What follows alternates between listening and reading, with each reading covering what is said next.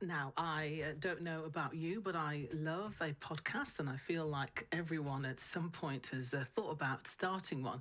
But how many of us can actually say that we have? Well, today is Motivational Monday, so prepare to be motivated. And joining us today is Sam Thompson, who had an idea in lockdown and made it happen. He is now running his own podcast, Coffee with Sam, and just last week he had his second live event at the Abbey Theatre in Nuneaton. A very good evening to you, Sam. Hi. Oh, hello. Hi, Sam. Hello, I think it's slightly delayed, but yeah, I'm good. You? Yeah, no, you're with me. That's great. How are you doing today? I'm great, thank you. You? Yeah, good. Thank you very much. Good to have you on the show. So tell us about your podcast and what can people expect from your wonderful messages through these podcasts? So a podcast is literally anything and anyone who I find may have a very interesting story, backstory, a reason to why they've chosen the career they've chosen. So I've had people on Britain's Got Talent winners.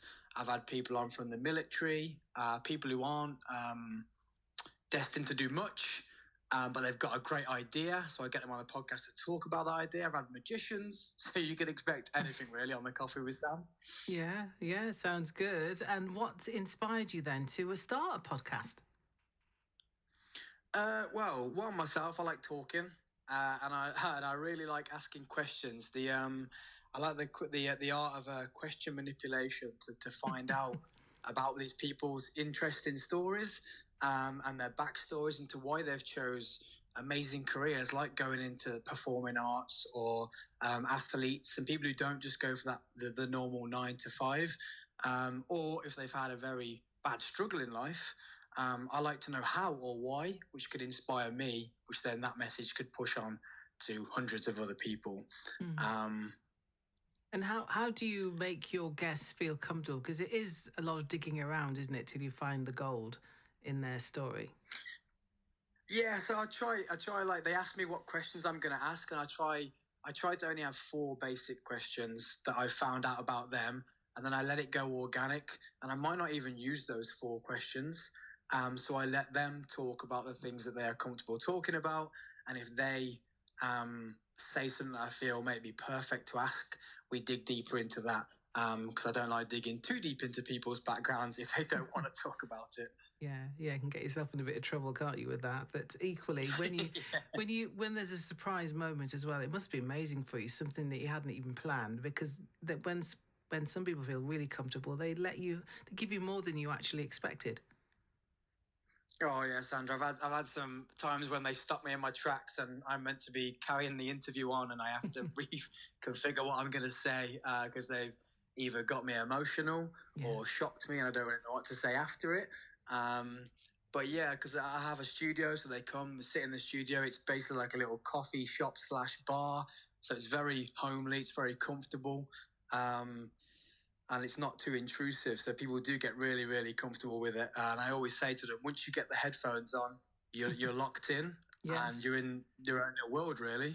Yeah. How did you motivate yourself then to grow something from the ground up? I was basically like everybody else during lockdown. I was stuck with what to do. My career had been put on hold because I was told I couldn't go out and work. And someone just said to me, you should do a coffee minute, just to give some people, not hope, but a little bit of a push in the industry that I'm in. And then it literally went from the coffee minute to, well, no, I want to talk for an hour. So then, I started just talking on Zoom to people and realized that I really, really enjoyed it. So then invested into some microphones. And then I realized that I didn't want to just talk to people of the industry I'm in. I wanted to just talk to anybody and everybody. Yeah. It was actually a military personnel guy who I chatted to who'd asked me for some help. And I then realised how cool his backstory was, that as a friend of mine, I didn't even know it, and was like, do you fancy recording this chat? And then that literally went from there, and I was like, think of the other amazing people that I don't know about that I could speak to. Yeah, it's phenomenal. It really is. Now, I kind of want to let people know a bit about your background, because podcasting is one thing, but I think the link to what you do as your day job, or has been your day job, is rather startling. What is it? Well, I could just say it's production and logistics in the entertainment industry, but Ooh. with the that would be slightly keeping away from where you want me to go with it. And it's actually for one of the biggest cheerleading event companies. So I travel all around Europe, um, and I get to put all the lights and the sound and the entertainment on for the biggest cheerleading competition, in Europe. There's a thing. I never thought I'd be talking to somebody that don't. But how do you get a job like that? So I was a cheerleader for 15 years, Sandra. Yeah, I travelled. I lived in the States, and I competed for Team England many times. Me and my partner, well, my wife. Sorry, she'll kill me for saying that. Ooh. Yeah, for 15 years we competed at a high level, and then my love for being on camera and speaking got me a job hosting the events. Yeah. And then I slowly got asked to be more and more involved, and then now I'm the organizer for the trucks and all the guys and all the people to turn up and make the event look amazing. It's a world that I know practically nothing about. I bet it's just its own world. It reminds me of dance, actually, because my daughter did so much dancing from the age of 4 right through to late teens. And that is a totally different world. I mean, you get into that, but I guess with this as well, it's got its own rhythm, its own rules and regulations, its own protocol, and yeah, very, very interesting. So, what's the best thing about that part of your life? Because, of course, I know it brings that whole communication style into what you're doing with your podcasting. But what have you taken out of that role, that industry, that kind of helps you with what you're doing now? Oh, it taught me to get over nerves. Massively, especially when you get put onto the world stage in front of a few thousand people. But it taught me a lot of life lessons, discipline, timekeeping, things you need in the real world.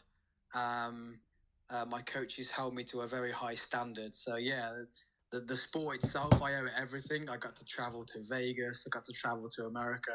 I got to live in America for a year. I owe the sport everything really to where I am today. Amazing. Love that. Look at that. Just kind of come full circles. Great experience. So what are the main challenges that you face, and how do you work past them then, with all that you've done and achieved and practiced in life? Looking back, what have been the main challenges? Ooh. Well, definitely leaving when I had to leave my family and my girlfriend at the time when I went to America. But they all believed in the dream as well. Not many people in the UK had done it at the time. So I was going into waters that I didn't really know. That was a big challenge. And being out there in an industry that's completely different to the UK industry, that was very challenging. But with anything like that, you just face it head on. And if I'm brave enough to put myself in that situation, then I'm brave enough to get myself through the situation. That's the way I see it. Yeah, and what would be your top tips? Can you give me a couple of top tips if somebody wants to go into that kind of world? What they should be armed with? Do you mean just the performing arts industry, or cheerleading, or athletics, or? Let me rephrase that, because I'm journeying with you, because your background is so interesting. So with all the experience that you've had and achieved, there's so much I could ask you, but time's limited. I mean, what do you think someone needs to? You just talked about resilience, etc. But I know there are people that want to start a podcast. I'm always talking to people who are saying, "Oh, sorry," but what's the journey? What's the purpose of it? I mean, what should they prepare themselves to want? Because it's a moving feast, I believe. It's not just sitting there and chatting to people. Where can it take you? You've learned stuff. There's 25 million questions in here, as you can imagine. But I kind of want to know. I'm listening, I'm hearing, I'm interested. What would I do? What's the first steps to do this? To start podcasting for me is just find something that you're really passionate about. And mine was quite simple. It's talking to people, and people who inspire me. So something I do at the end of every podcast is I ask every guest, can they give me one key to their success, or one key to their how they got out of their dark place, or one key to why they won Britain's Got Talent, or one key to why they're a world champion. And if that can inspire me, it helps me. But then also, as long as I've got one listener who gets to hear that as well, that drives me to keep going. So to quickly get to your answer is just find something that you want to spread the word on. Let it be a business, let it be a sport, let it be a hobby that you're passionate about and you want to tell everyone else about it. Yeah. Because as long as you're enjoying it, a bit like your job, Sandra, you love doing what you're doing and spreading joy through music. And if you didn't, you wouldn't enjoy doing it. So find a topic that you really, really enjoy, and then just start. Just don't be scared to fail. Yeah. And it's not necessarily about trying to fix people, is it? I think you've got to come to this podcasting or whatever your creative thing is just to let it out. And I reckon the journey is just letting it out, particularly with what you just said. So it's not about trying to be a doctor and trying to identify what's wrong with you. But it can slip into that, can't it? And you hear it with some interviewers, it's like, I don't need fixing, I just need you to listen to me. Yeah, definitely. That's like I say. I'll say just the other day I had a West End singer on, and my plan was to talk about him on the West End and how successful he'd been, and then we went on this road to how much his journey had been really bad in the industry, and then I wasn't turning around and saying, "Oh, this is what you should have done to fix it." I was just tell me your story, and then this said person had now gone on to create a theatre academy, which he was doing the complete opposite to the way he'd been treated.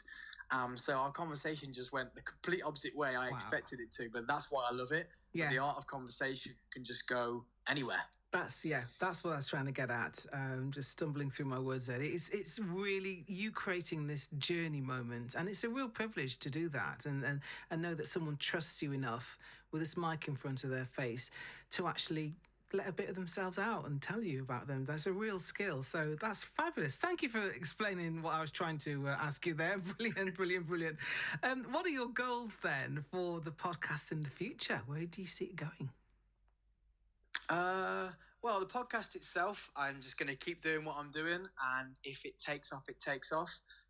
But the goal now is that I want to the stage show that I've started doing every year. So I pick a few of my guests and we create this big twisted variety show of just how my brain wants to put these guys on stage and demonstrate how amazing they are, and just make that bigger and bigger and bigger. And if the podcast goes with it, then amazing, because I love the art of connecting through actual performance and not online, not on YouTube, not on audio.